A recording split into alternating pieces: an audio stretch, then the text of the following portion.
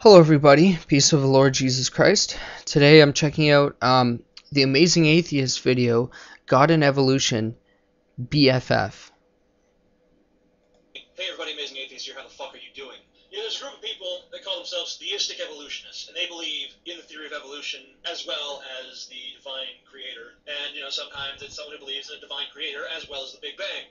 So they believe that we came about by a natural process, but that this natural process was guided by a supernatural force. So in other words, that's the same understanding behind Genesis, that there is a natural process, but God spoke the universe into existence. That's the part we don't see.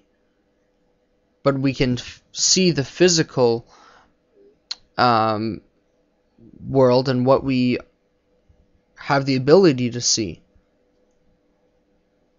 Everything that you know about evolution, natural selection, random genetic mutation, all of those components of evolution, they are all somehow controlled and manipulated by an all-powerful being who is looking to create specific results. I didn't know that it was that easy to reconcile the naturalistic and the supernatural. It's simply both. Why settle for one good explanation when you can have two at the same time?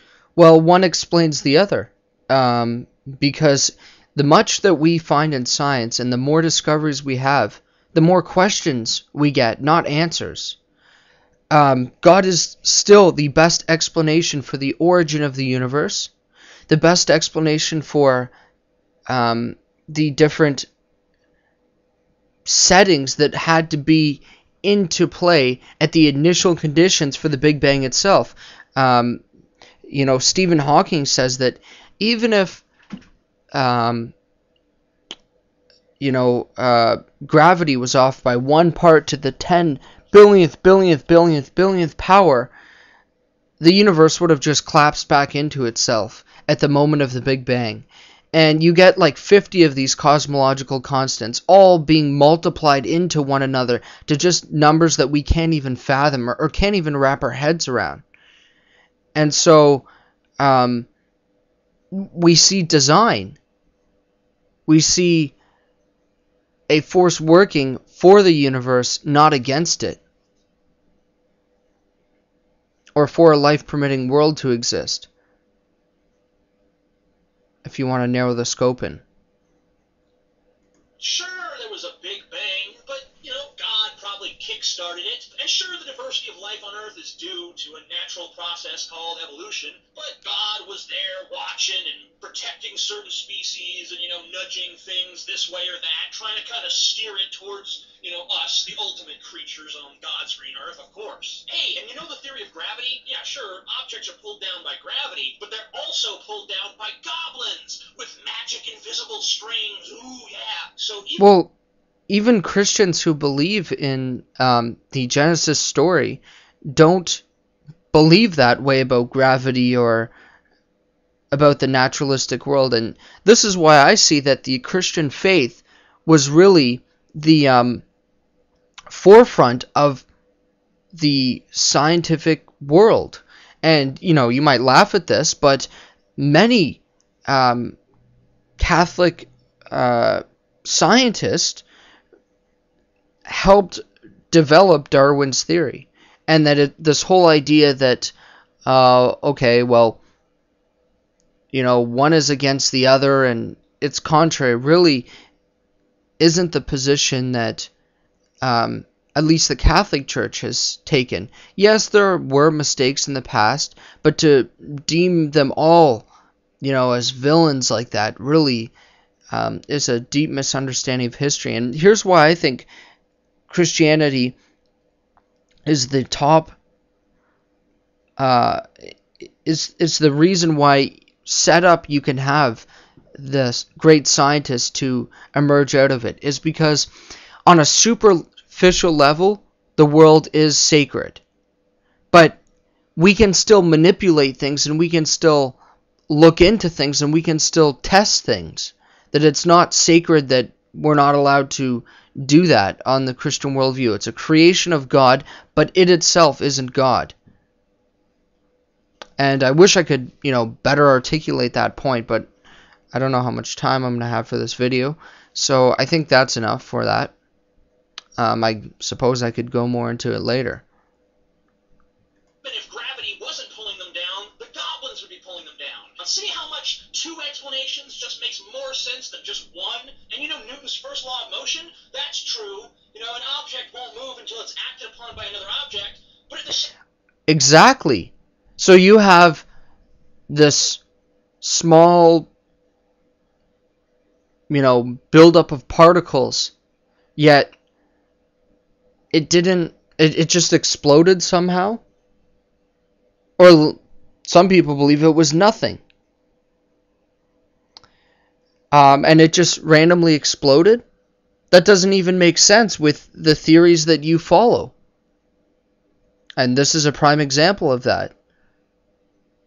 Okay, so you have the conditions for the Big Bang, but it caused itself, or nothing caused it? That's worse than magic, because at least with magic, when you say that, okay, the magician produced the bunny, at least you start off with a magician and a hat to thereby produce the bunny. You're trying to say nothing created everything, or that there was a bunch of condensed particles that made up everything in the universe, and it somehow caused itself to move. But if it was like that for eternity in the past, how could it change? If I may give a parallel example, if there's a frozen pond in eternity, how does it thaw itself? If those conditions were set eternally in the past, it needs to require an outside force to turn up the heat. The pond itself can't bring itself to thaw. Same time, they're also moved by magic pixies and inertia. Whee! It's fun! See, there's a naturalistic world where everything can be proved rationally, but then right behind the curtain, there's a supernatural magical world that we can't prove in any way, but just assume exists because...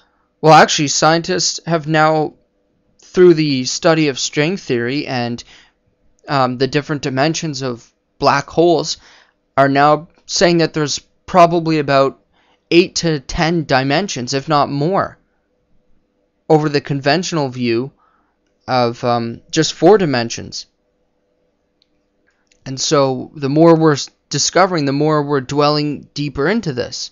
And so I think it's very rational to believe in a spiritual realm, in a realm we don't see, given even the most modern discoveries in science.